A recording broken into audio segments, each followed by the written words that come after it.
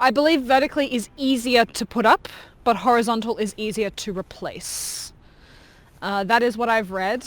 I hope that is true. Vertical is easier to put up, but horizontal is easier to replace. So that's why a lot of the houses here in Trøndelag, which is the name of the county, that's why a lot of the houses have vertical beams. Because timber here is plentiful, they don't get the harsh coastal weather that we get in Western Norway, so they can put it up and they don't need to replace it. Thank you, Diane. I think so too. I hope it's correct. I think it's correct.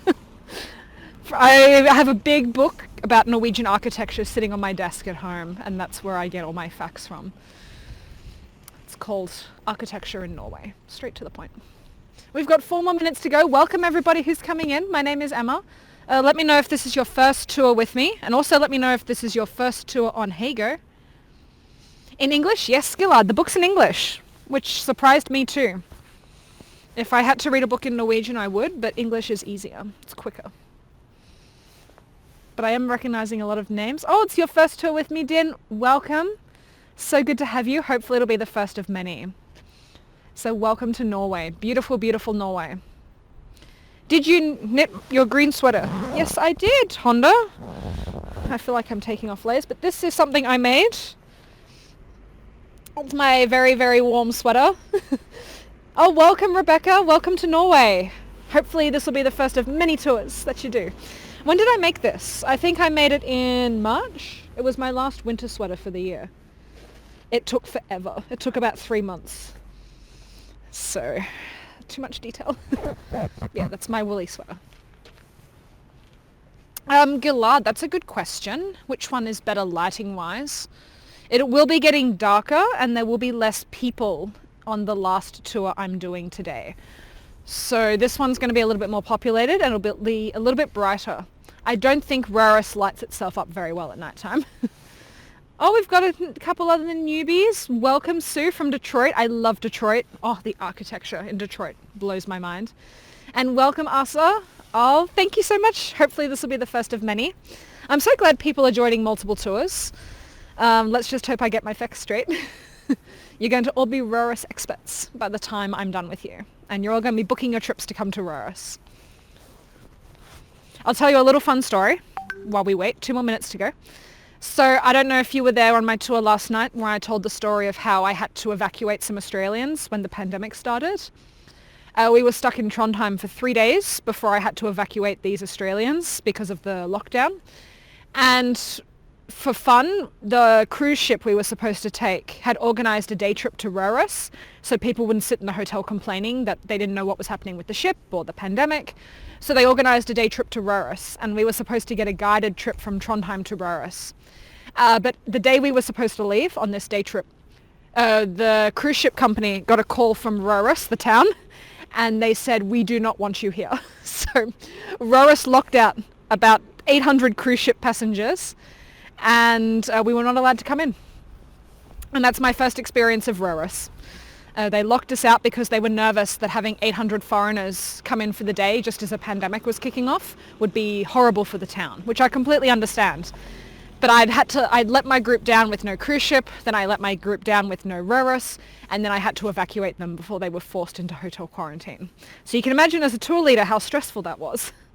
That's my first memory. Hi Margot, welcome. Welcome to Norway. I'm Emma. I'm a tour guide here. Hey Linda. Oh, awesome. Thank you so much. And I'm so glad you're here. So happy you're here with me. Welcome to everybody. And I really hope you'll enjoy Røros and love it as much as I do, because I do love it. That's in the name of the tour. I had to call it something about me as well, because the reason I'm taking you here is because I came here last September on a road trip and I just fell in love, and I couldn't believe that not more people know about Røros. And luckily through the magic of Heygo I get to show people Røros, and maybe when you all come to Norway next year you will book a trip here, because I think that's really worth it. You really should come here if you're able to. Oh, you liked my night tour, Olga? I had a lot of fun. I was a little hyped up on sugar, which happens, but that just makes for tours to be more interesting. And yes, Gilad, thank you so much. Thank you so much for the kind words, and welcome everybody. Welcome to Røros in central Norway. My name is Emma and I'm a tour leader. For those of you who are enjoying one of my tours for the first time. I am originally from Melbourne, Australia, but have lived in Norway for 6 years. I moved here because my husband's from here, but also because I absolutely love this country. So I work as a tour leader. I take groups all through the Nordic countries, particularly Norway and Finland. And whenever I take them to a new town, I show them around. Luckily, through the magic of Heygo, I now get to do that virtually while I wait for all of my groups to come back next year. So also what I love about Heygo is that I get to share with you places that you might not visit when you come to Norway. So I think Røros is the perfect example of somewhere that no one thinks to go to, but once they see it, they are so glad they did. And as we walk around for the town, around the town for the next 40 minutes, I hope you can see why I think you should add this to your list of places to visit in Norway. Oh, yes, I know. I did have to cancel one of last night's tours of Trondheim because the students were getting too chaotic in the city.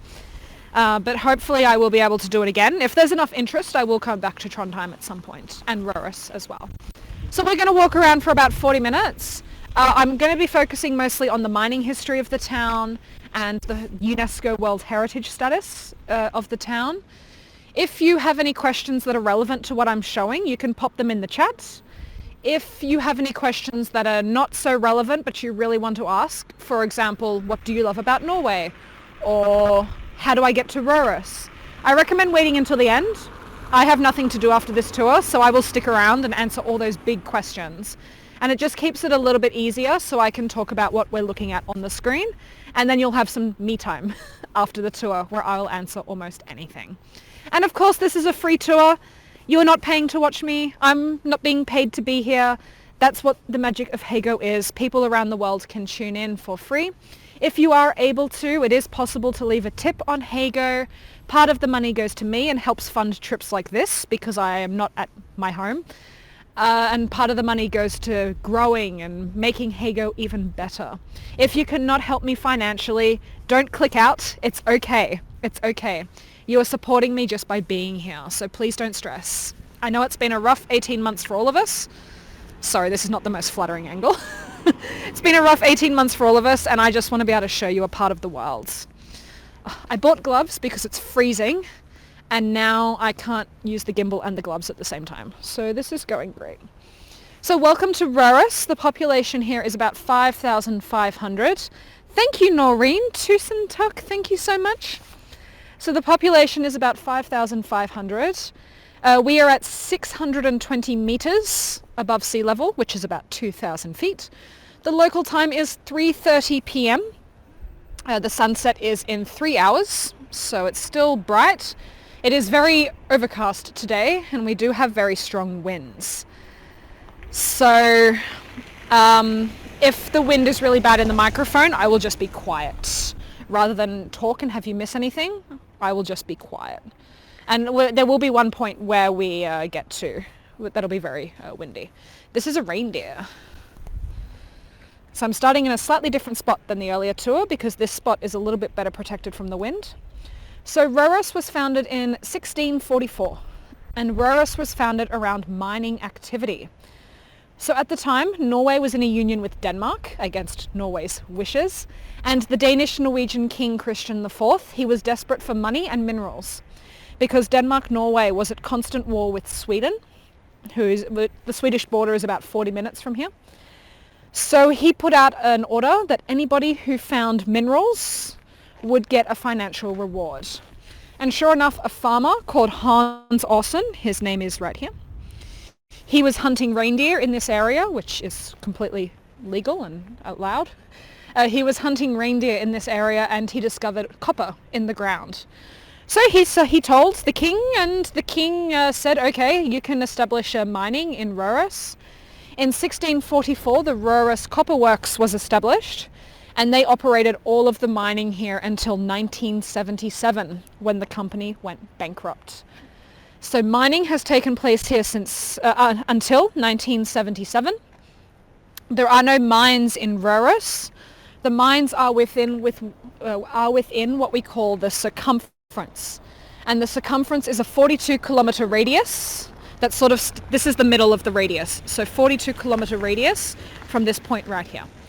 And that's where you can see all the mines. One of them is now a museum, but most of them have been closed and turned into hiking trails. Yes, Gillard, he did get a reward. He didn't work at the mines, but he did get a financial reward. So what happened in Røros is that they used Røros as the centre for the mining, and they built a smeltery, what we call a smelterhytte.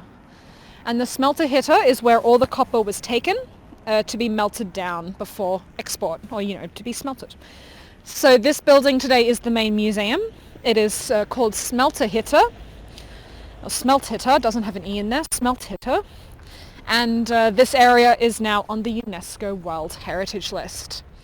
So Røros is on the UNESCO World Heritage List because it is a preserved 17th century mining town. Røros did suffer a few fires, mostly in the 1600s by those pesky Swedes. When we were fighting with them at war, they did come and burn down Røros a couple times.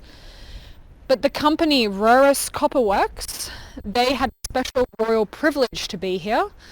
So by order of the king, they got special tax privileges. They got to own all of the land within this circumference.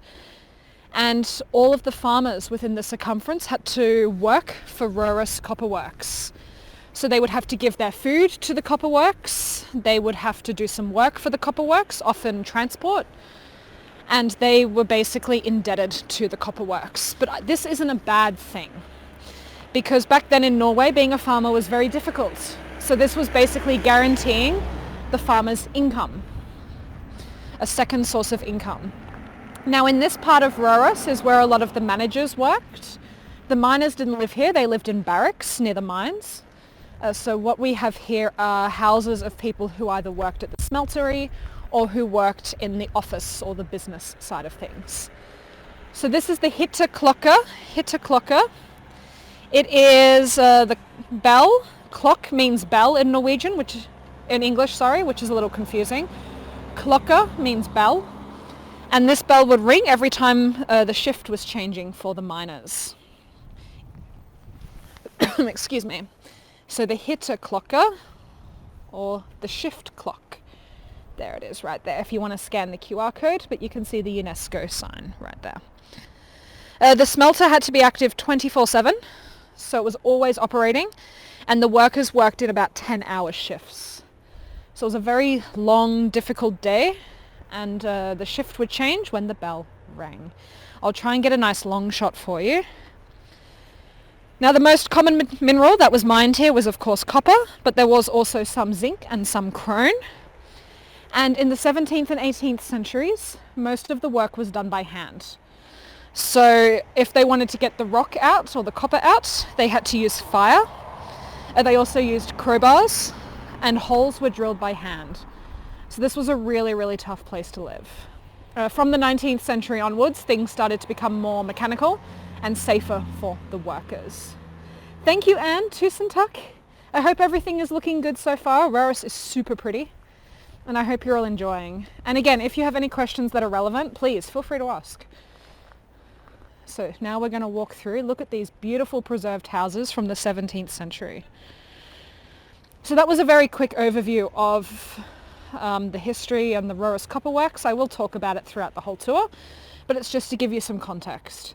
And one of the reasons it's so well preserved is because UNESCO came in pretty much as soon as mining ended here. So that's very fortunate. It's not like some other places in Norway where they had to wait a couple hundred years before things would become protected. So Geraldine's asking, are the houses occupied now? Yes, these are private homes. I'm a little jealous. I would love one of these houses. But yeah, some of them are private. Some of them have been used for the museum. Yes, Wendy, the roofs, they're all turf roofs. Most of them are turf roofs. We will see one up close, so I'll be able to get a really good postcard shot for you. Oof, look at this weather. I'm now facing towards Sweden. So Sweden's about 40 minutes away by car. Alrighty, let's keep on going. So now I'm going to take you to the church, Røros Church. It's a beautiful, beautiful church.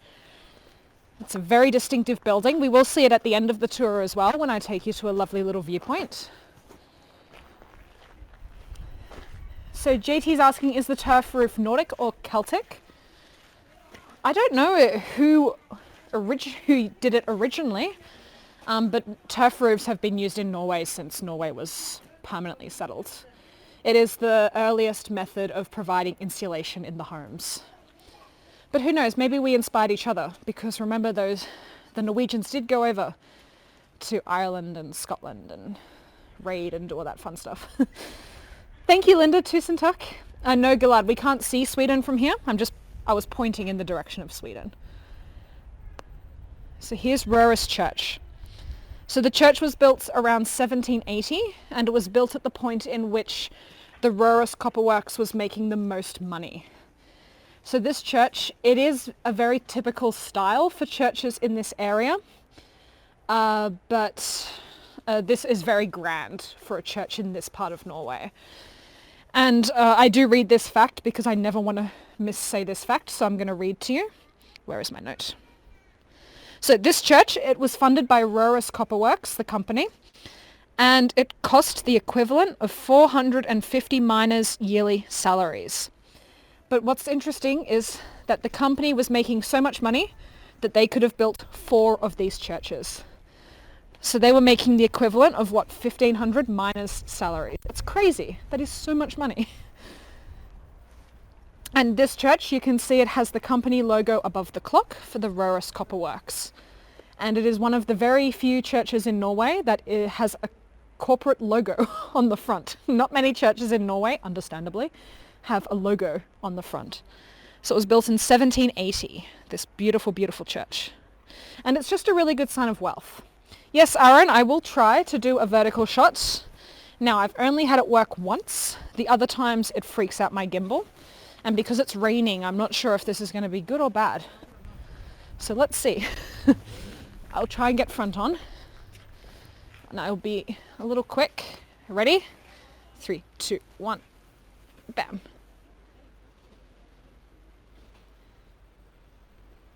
And don't freak out, don't freak out. It did it. I'm so happy. I'm getting better at this. Awesome. And here's our horizontal shot. No worries. Catherine asked, were the workers paid fair wages? Yes.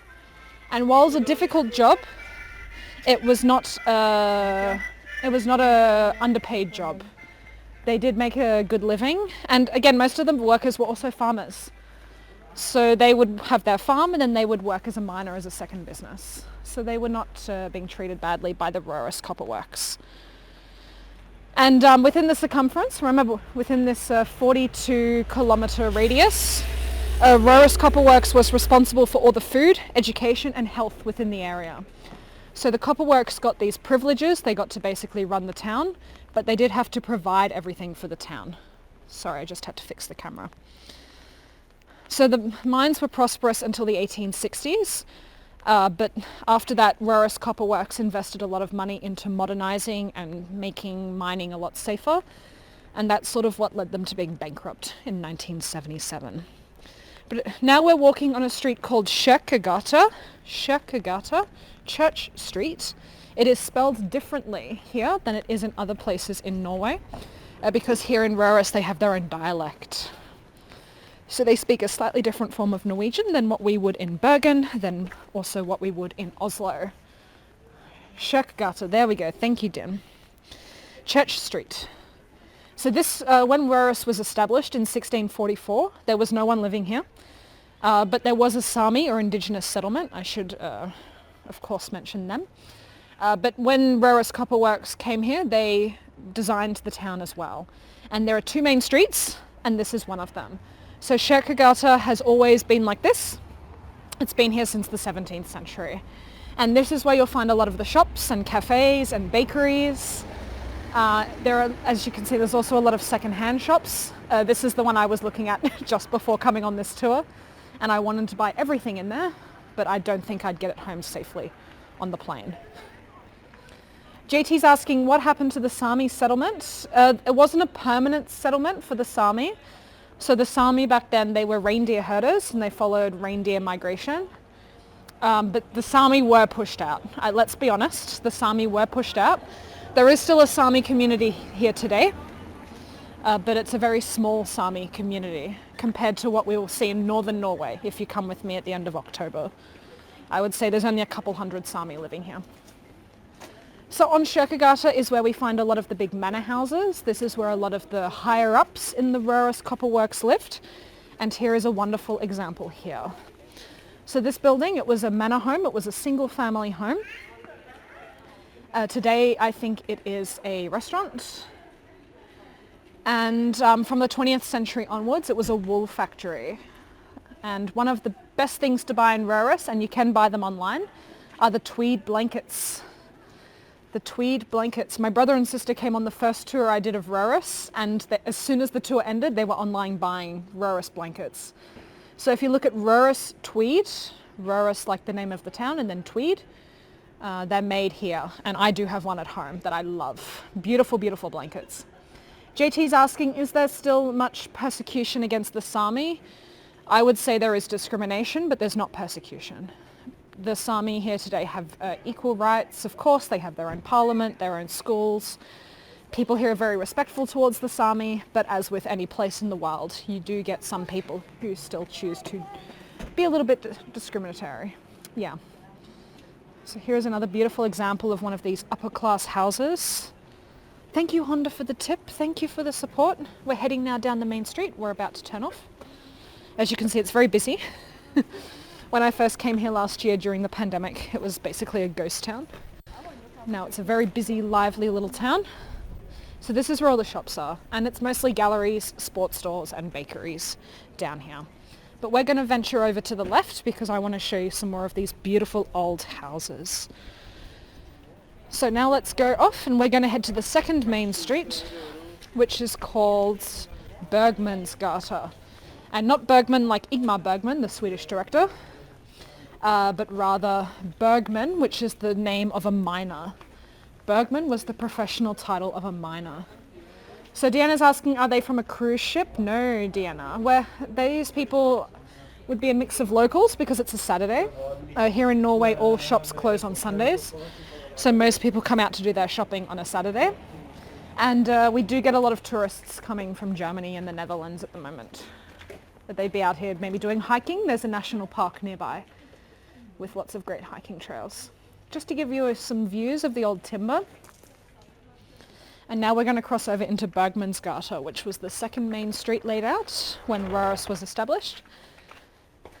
And Bergman means miner, so Miners Street. And this is where sort of the middle class would have lived.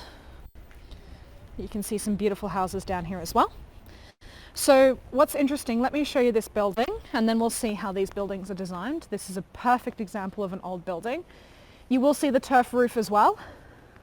Again, we're going to see it up close, so I will explain it a lot better when we get up close. It's just started raining. But can you see here how there's the front door? And then there's this second door with the bike in front of it. So this second door was for animals. Because here in Røros, if you wanted to live here, you had to have your own animals. And if you didn't have animals, you would struggle to survive here. So behind this shed would be a little garden area and an indoor barn. And the typical family here kept about 6 cows. And they would use this for survival. And it was also an additional way to make money. So people here couldn't just rely on one income, they had to have multiple incomes. So they would often do farming as a secondary business. So anyone who lived in Røros and anyone who lived in the circumference had to do something with mining. So, for example, the women were often cleaners or they made clothing, whereas the men would often transport the copper or be farmers or work in the mines themselves. Now, before 1713, the workers could have very relaxed laws. They worked 10 hours every day, 5 days a week. But after 1713, the workers' laws changed and the miners had to live in barracks. So the miners had to live in barracks close to the mine. And after 1720, the Røros Copper Works would auction off the work. So for example, if they needed someone to transport some copper to Sweden, they would hold an auction. And the cheapest bid would get the job. And that's how things operated here at Røros. And that was after 1720. So that of course led to a lot of competitive work. It led to a lot of inequality. And that's when things became a lot more difficult for workers here. This is the old city hall, painted in this bright green colour. It really stands out, doesn't it? I'll explain it in a sec when we see it up close. Vila's asking, does it rain a lot? Yes. Norway is notorious for rain. It's a very, very wet country, but we say it keeps it nice and clean. And if it was sunny, everybody would want to live here all the time. Okay, so now we're heading towards the river that Røros is built around. So I'm going to show you the river in a second. I know, isn't this beautiful? I love it. I'm obsessed. Andre's asking, how long is the snow season? I would expect in Røros, judging by the weather today, they're going to get their first snow by the end of October. And the snow would go away in April. So it is quite a long snow season. And in Røros is actually quite known for its winter activities. So in winter you can get huskies, you can go sledding with reindeer, skiing. It's a very well-known winter area. It's very flat, but it's a well-known winter area. Here is a turf roof. So this was one of the earliest forms of insulation in Norway. And how it works is they put 6 or 7 layers of birch bark underneath the roof, and then they put the turf on top. And the 6 or 7 layers of birch bark insulates it, or waterproofs it is a better word. So by having all the birch bark underneath, you can see it here as well, this makes it watertight. And it's important in Røros and Norway, it's important for turf roofs to be wet. When we had a heat wave here a couple of years ago, a lot of people's turf roofs actually dried out and they had to be replaced. But if they stay wet and stay hydrated, it's good for them. Have a look at the details on this timber. The timber here is cog jointed. Let me show you up close. This is a very, very sturdy way, a very sturdy and old-fashioned way of building wooden houses in Norway. These buildings can withstand some strong winds. Alrighty, now we're going to see the river. But oh, look at this view. There's another nice postcard moment. I'm glad I brought my rain hat today. I'm just going to put on my hood. There we go. So here we go, everyone. This is now the other side of the river where we're going to head to next. Lovely shot of the river just here. Oh, there's a police car. I didn't even know Røros had a police department. It's so small. Didn't think they'd have any. Some towns in Norway don't have police departments. Yes, it's a very strong river today. Look at this. So this river is called the Glomma River, and this is the longest river in Norway. It starts just north of Røros, and if I got in and started swimming, I would end up in the Oslo Fjord. So this river goes all the way down to Oslo. It is 621 kilometers, or I think that's about 390 miles long. So the reason that Røros was built around the river, there you can see the smeltery, or the smelter hitter. This is where they needed the water power. So everything here was powered by mills along the river. Exactly, Adrian. And Dora, I'm so glad that we are sharing the same weather. We can experience it together. Let me pan around here to the right. And now we're going to cross over the Glomma. And we're going to head onto one of the best preserved streets in Røros. So we're a little over the halfway mark. We've still got about 15 more minutes to go. Hopefully you guys are still all having a great time exploring this city. And hopefully you're seeing what I think makes it so special. So let's cross. Oh, Linda, it's pouring as well. I feel you. Andre's asking, are the watermills still there? The museum, the Røros Museum, has reconstructed the watermills. So they're still there. Oh, Diane, that makes me so happy. Thank you, Francesca. And thank you, Aaron, for the tip. Tusen tak. So there you can see all the slag piles. I know I'm moving a little fast. I just want to get across the bridge. But we're going to climb those slag piles in a second. So hopefully you all brought some good shoes. We're going to go for a little hike. Thank you, Viola. I know, Din, the air is really, really nice here. Isn't it beautiful? All right, let's head across. Hopefully you got some nice postcards. Now we're going to go across the bridge. Oh, this is a nice shot too.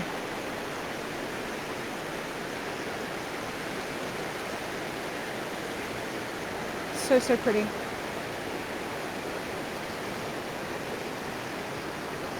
Thank you, Priscilla. Tusen tuck. So now I'm going to take you over to Slagveien, the Slag Way. Interesting name for a street. So we're going to head over there, and that's where we're going to see a lot of the houses that are protected. And today, if you do come to Røros in the summer, when everything here is open, you will be able to go inside the houses I'm going to show you. Tusen takk, Coralie. Thank you so much. So now we're on a street called Flanderborg, and we're heading over to Slagveien.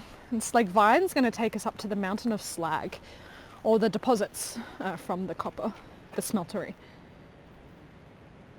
There we go. Beautiful houses.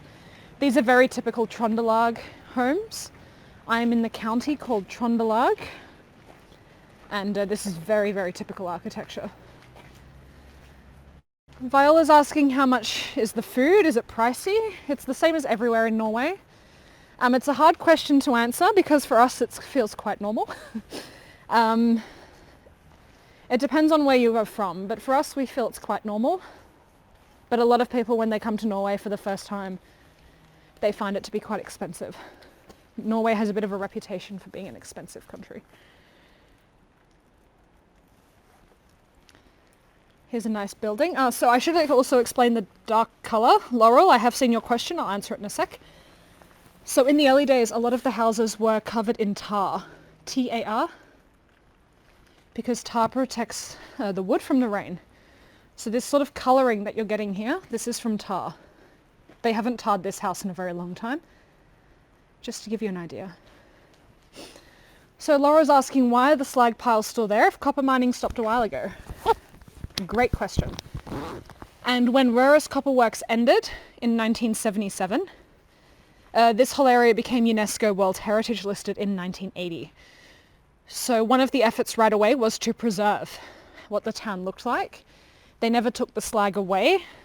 Ever since Røros was established in 1644, this is where they would deposit the slag. And because UNESCO jumped in so quickly, they just kept it. So they've left it all exposed as it would have looked when Røros was still an active mining town, which is another reason Røros is so special. People just jumped in really quickly to preserve it, and you have to appreciate that. I love it. Coralie's asking, is it pretty smelly with all the tar? I can smell the tar. Like, I can smell these buildings are coated in tar, but it's not pungent. It smells like a fireplace.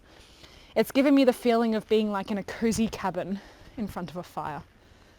Look at this, it's so pretty. So these houses are private residences, but I'm going to show you the ones that are now part of the museums. And all of these houses are from the 17th century. They have been expanded and restored over the years, but they do give the appearance of what houses would have looked like in the 17th century. Tusen takk, John, thank you so much. And you can see all the birch up there as well. And the grassy roofs. So this is Slagveien, Slag Way. And this is where Røros's, try saying that 10 times, Røros's lowest classes lived. Because it's so close to the slag and it's so close to the smeltery, this was a very undesirable place to live. So typically the people who lived here were gypsies, were craftsmen of the lowest classes, were maids.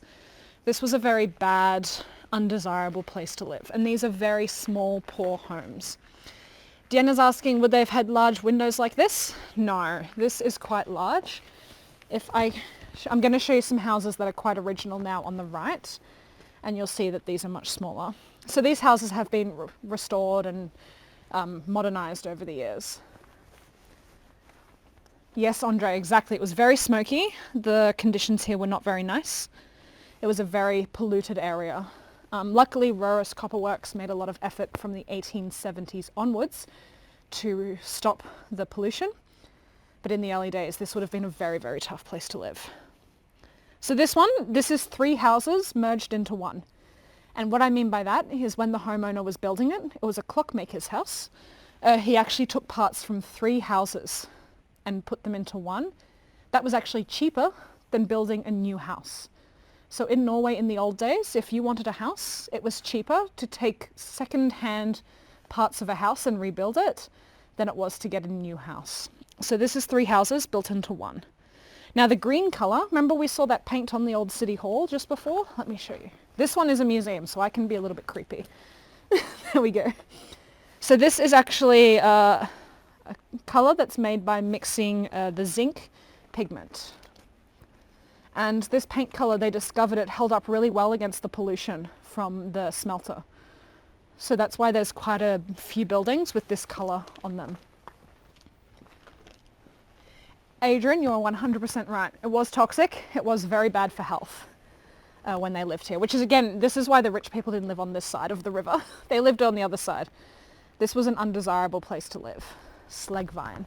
And look, you can even see all the slag on the ground where I'm walking now. Here's another little one.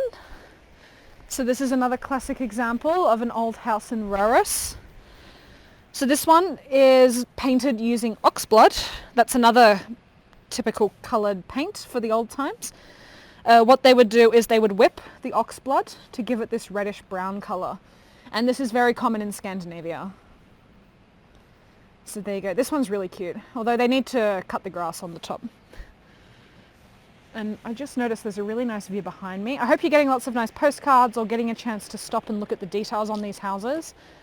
Oh, the blue sky just came out.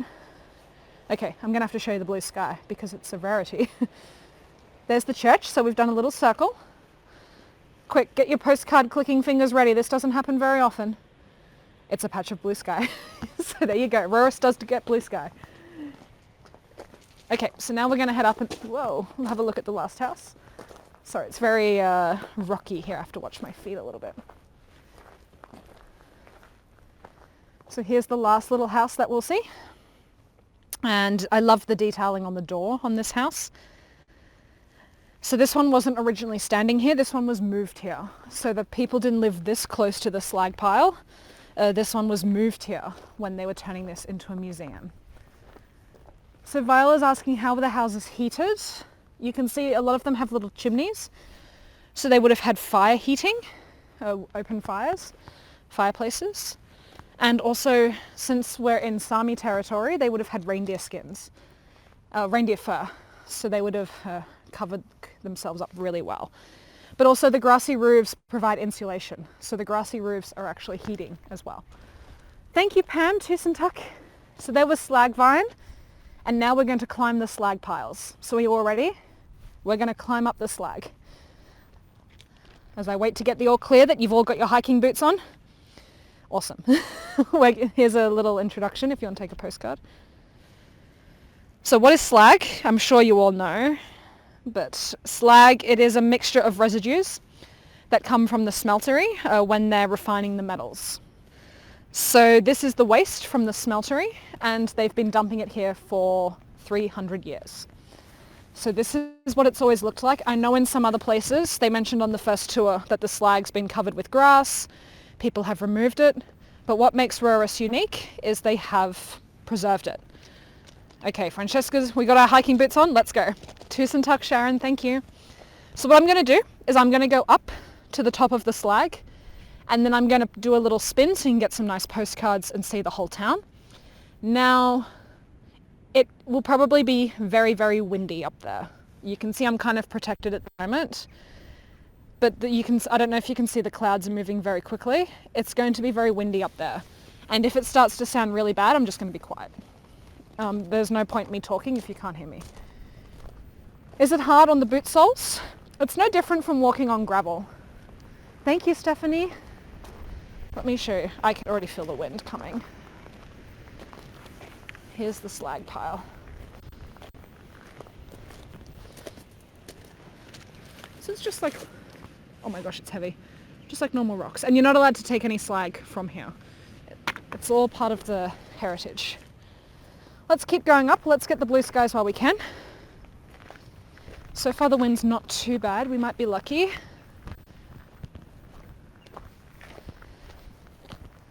Going up, up, up. Oh, here it comes.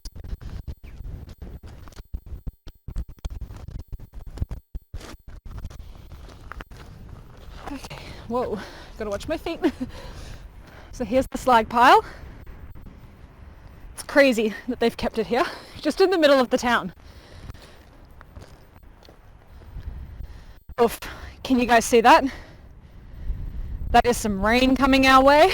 It's gonna rain again. It's huge, isn't it, Diane? It's huge. So I might pan around this way. Can we get higher? Yes, let's do it. Hopefully I haven't worn you out yet. Climbing up the slag piles. Let's go a little bit further. I want to get a really good view. Don't worry, I've got very good shoes on. Up, up, up, up. Okay. Perfect. Thank you, Rebecca. There's a rainbow in the distance. Can you see it? Diane, I'll wait for you. Can you see the rainbow behind the slag?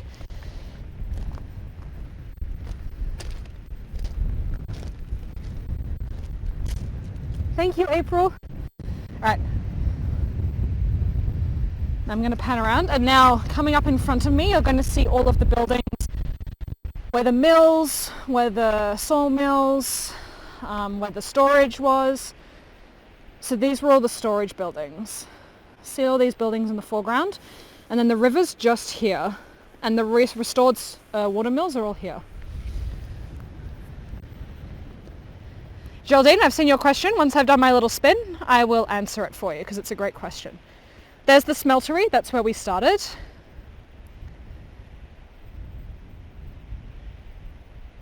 And then there's the church. There's Røros Church. Look at this view. Here's a postcard worthy moment. Even the clouds look amazing in the background.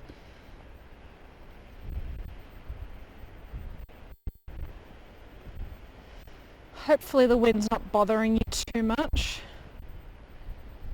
And now you can see the town.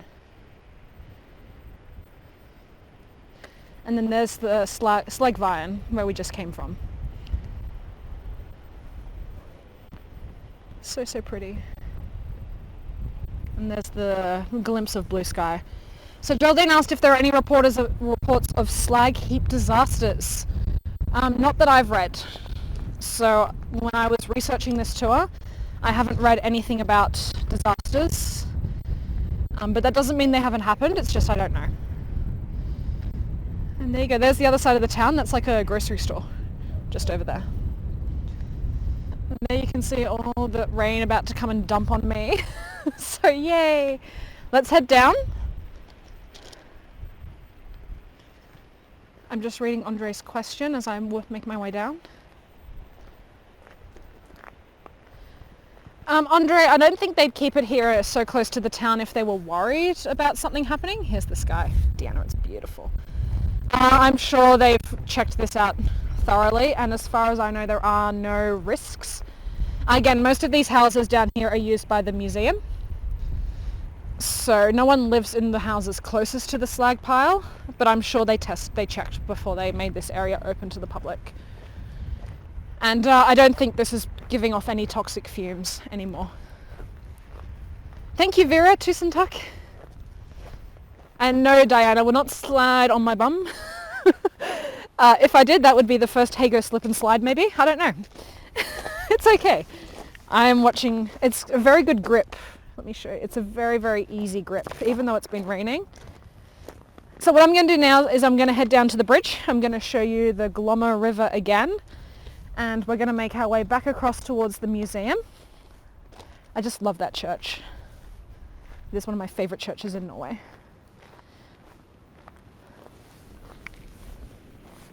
So there's the smeltery again. So that's where the main business was here in Røros. Again, the mining activity didn't take place here, but the whole circumference is surrounded by mines. So you can actually visit one of the mines. It's called St. Olav's. Oh, look at this. I don't know if you can see, but one of the houses has smoke coming out the chimney. Thank you, Dora.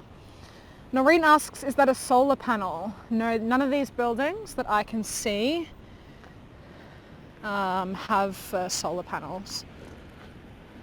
Here we go. So we'll head back down to the river. Now the buildings directly in front of the church, these were the main admin buildings for the Røros Copper Works. So the little stone one, that is the blacksmith's workshop, where he would make all the tools for the copper works. And then that huge building to the left, that is the main office building for Røros Copper Works. And in that building is where they'd have all the surveyors.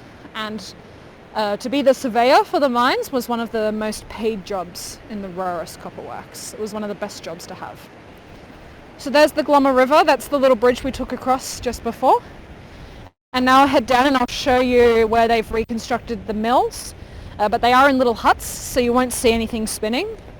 But they have reconstructed everything around here because this had not survived from the time when the mine closed until it became UNESCO World Heritage Listed. I agree. I love all the different colours. You can see autumn or fall is in full effect at the moment. Look at that view.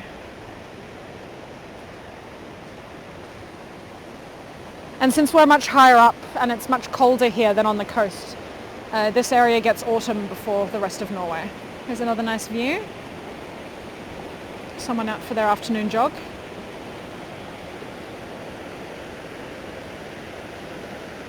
So here you can see the Glomma River, and then you can see just how close the smeltery was built to the river, so they could make use of the power. This is a dam, so the way the river's flowing was built.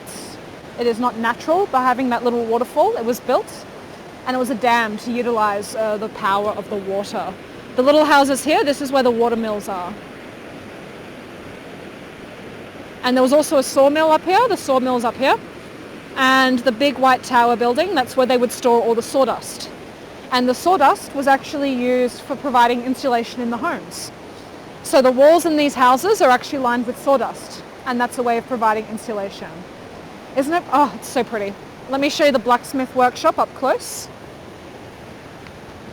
That's that little stone building on the left. Catherine's asking, do artists come to paint this town? Yes. There are many, many galleries here in Røros, and you can buy lots of artworks of Røros. It is a very popular place for artists. But you can see how they'd be inspired by this area, right? It's amazing.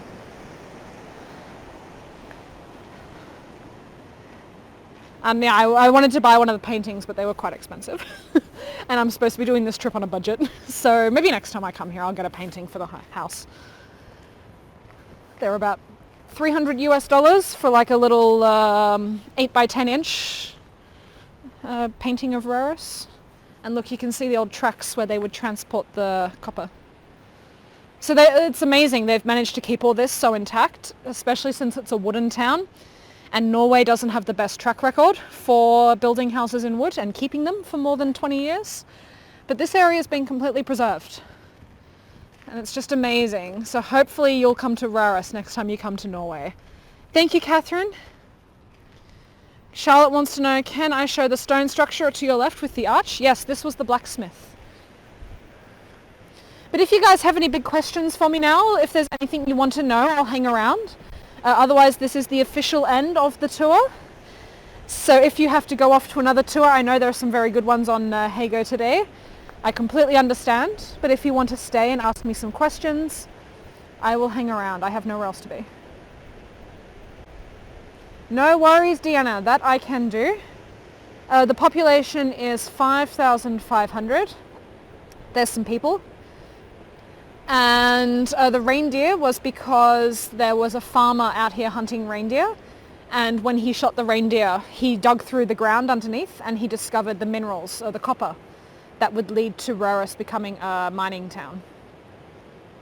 So those are the two stories. I think that's what you missed. No worries. Let me just pan up. So thank you for the tips, everybody. JT's asking how easy is it to get here. So if you go to Trondheim, which is Norway's third largest city, Røros is a 2.5-hour train journey from Trondheim, and that's how I got here. So Gilad's asking, where is the museum? It's this building on my right. It's the smeltery. Andre's asking a great question. Was it a problem to get enough wood to burn in the smelter? No. This area has some huge pine forests, and one of the other things they did when they were building smelters. There were dozens of smelters all over this circumference.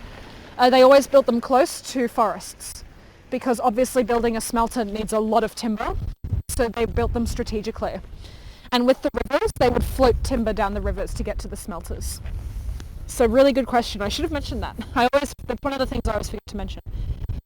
Shelley, the stone structure outside the blacksmith, I think it's supposed to represent like fireplaces, but I'm not quite sure. Rochelle's asking, is tourism the main economy? I would say agriculture is the main economy. Here they produce a lot of cheese, they have a lot of reindeer here, they have wheat and grain. So I would say that's one of the main industries here. Yes, how ironic, a Swedish digger. Thank you so much for the kind feedback. I'm so glad you guys have enjoyed this tour. Elizabeth and Sarah's asking, the slanted structures under the windows next to the building. This is an exhibition. Well, it's not really an exhibition. They just do this to show different types of roof details in Røros. So they're supposed to show like the history of roofs. So it's just like a little exhibition.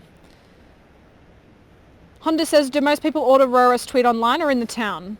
Most people would order it online. You can find it in any shop in Norway. But it's more fun to buy it in the town. I bought mine in the town. So Andre, can you visit the old mine underground? Yes, the St. Olav mine. St. Olav mine is the one where you can pay to go inside.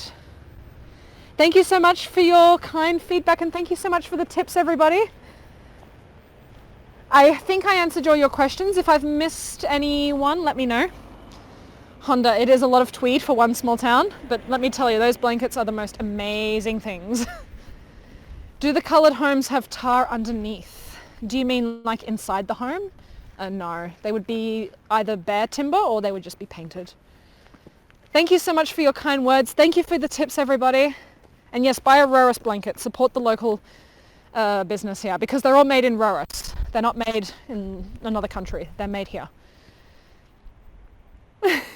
Yes, Wanda, I know. We're getting the craziest sky at the moment. Look at that. Amazing. And yes, I'll buy a blanket. How pricey are they? They cost about 1,800 Norwegian kroners, which is about $250. But you know they're made here. They're handmade as well. Or as handmade as a blanket can get. Partly factory made. Have I been inside the church? No, I haven't been inside the church. It's not normally open to the public because it's still the normal church for the town. So they had a wedding here earlier today. But I haven't been able to stick my head in yet. Are the blankets scratchy? No, they're not at all. They're beautiful. They're so soft. Yeah, I love mine. I use it every day in winter because it's so cold in Norway. I think I've gotten everybody's questions. So maybe I'll head off now because I do have another tour starting in like an hour. So if you want to come back and see, has Emma been completely rained on by Røros? Is the sky bluer? Then you can join me for my final installment of Røros. I will not be coming back here until at least next year, but only if there is enough interest in me returning to Røros will I come back. So if you are interested, you can talk to Sean and convince him that Emma needs to come back to Røros. Rochelle's saying, are they as beautiful as the Oleana sweaters? If they're worth it. Rochelle, the Røros blankets are not as intricately designed as the Oleana sweaters, but like you buy one of those Røros blankets and you'll keep it forever. Gilad, why separate dialect? Is it because they're isolated? Partly yes. I mean, all of Norway's isolated when you think about it. So that's just how Norway's always been. People living far apart and forming their own forms of Norwegian. But also because we're close to the Swedish border, we do get some Swedish influence here. And because we have a Sami population, we get some Sami influence here. Yes, Adrian, I'll tell. That's what Sean has to do when I'm away. He has to go and figure out how we can afford to come back to Røros. But I come here with your support. Thank you so much, everybody, for the tips. It's really appreciated. That's why I do this, and that's how I fund this, actually, is a nicer way of saying it. This is all funded off the tips I did in Bergen in September. And I just want to show people other places in Norway. But I think this is where I'll head off.